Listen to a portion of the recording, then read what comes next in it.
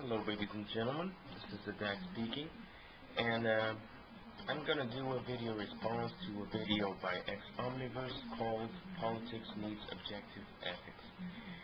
My position is contrary to his claims, and I will try to share with all of you why I think it is so. So I'm going to play his video. I hope that's all right with you, X0mniverse. And I will comment as we move along. Okay? So let's begin. Hey everybody. Basically the claim I'm making in this video is that anarchism, libertarianism, any social, ethical proposition or political proposition. Okay. I don't know if you're saying or, but it seems to me that you're claiming that anarchism, for instance, is both a political and an ethical system. I disagree that anarchism is an ethical system. I had the chance to talk to David Friedman, for example, and as a result of this, it became clear that anarchism is really not an ethical proposition, while libertarianism can be. Okay, libertarianism and anarchism, totally different things. Anarchism is simply the lack of a centralized power structure, monopoly, and the inexistence of a top-down order. It is the realization that things work as a bottom-up self-organized systems. Life, language, and also politics, if you will. Could be politics in the sense of the way society is organized, run, the power structure. It doesn't have to be concentrated into one head, and hence this is just a mere descriptive, really, facets of reality. So no, anarchism does not need inherently any ethical and certainly not objective ethics support. So let's move along. In this video, I'm going to use politics to basically mean the same thing as social ethics, not necessarily to mean stated. Okay, this becomes clear how you like to treat politics, but I disagree. Politics is not social ethics. Okay, I can totally understand that you come from a tradition, and I too come from that tradition. I've been there. Linked to objectivism, for instance, Stefan Molyneux talks a lot of politics as an application of ethics, right? And you're like fixated on that kind of logic, okay? But it is not the only form of facing the problem. The question, I mean, it is not. Political theories require an objective morality. And what I mean by that is that if you reject the idea that there is any objective element to morality, that morality is merely just subjective preference. Okay. Here I think it could be an equivocation, because I don't think that ethical nihilists or ethical subjectivists, at least not all of them, deny that there can be an objective element to morality. It's just not the kind of objectivity that philosophical tradition is used to. For instance, in philosophical tradition, philosophical discourse, one speaks of objectivity in terms of being mind-independent, independent of the desires of subjects, of the goals, of the preferences. and subjective means that they are dependent on, they are based or rooted in that.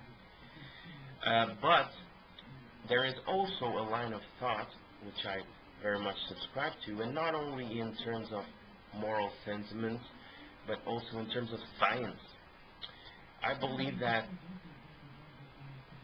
relativism is true. And when we are talking about science, for instance, we are dealing with relativism and we are dealing with objectivity. So I don't think that objectivity and relativism are contradictory in any way. And I've made some videos about that, and the Alonzo 5 has awesome things to say about that. It is objectively relative. Even when you say that the speed of light is X miles per second, in a vacuum, it is not as such in other medium, right? And why do you measure it in those units and not others? It is still objective. It works. It totally works, but it is relative. It is totally relative to the scale that you decide upon using. It is a convention. Science is a set of conventions also. It is objective, but it is relative. I'm sorry. So let's move along. And making normative claims about what type of politics are objectively better is completely illogical. Not really, because of what I said. You can be making objective claims, but inside of relativism. Okay? You may say that if you have these goals, these set of goals, according to the laws of nature, the best way to fulfill these goals would be X and Y, right? So this is valid for all subjects. This is written into the fabric of reality, right? But not the goals itself. The standard of evaluation is rooted on people's preferences, and ultimately, that what I'll comment later when we talk about intersubjectivity. But yeah, it is valid to me, and yeah, it is subjectivity still, but you know, whatever. So let's move on. The reason for that is, by its very nature, a social ethical claim is an ethical claim that applies to more than just you. You're making a claim that, in theory, either applies to all of humanity or at least some subset of humanity identified by a specific trait. But you see, those claims that people make are not necessarily ethical claims. They may be making claims to rights, right? And those rights are based on force and mutual agreement, right? Like the principle of non-aggression. People may have objectives, okay, which are subjective, and those subjective objectives that people have in common, they may realize that according to the laws of nature, there are objective means, they're still relative, but they're objective, means of achieving those shared goals. So, I don't see the problem here. You're necessarily making a claim that is ethical and that extends outside of yourself. You're saying people should organize in such a fashion and that it's not just good for me, it's good for you too.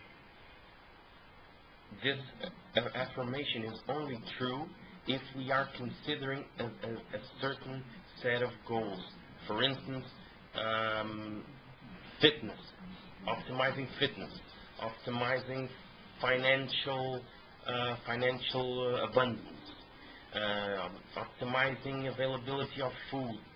You know, according to certain criteria, you may find relatively objective means to fulfill those goals. But the goals itself, the standard of evaluation, is ultimately an arbitrary choice. Inherent in its nature is an assumption that there's an objective way of organizing, or that there's objective benefits to organizing, and that these benefits are objectively valuable.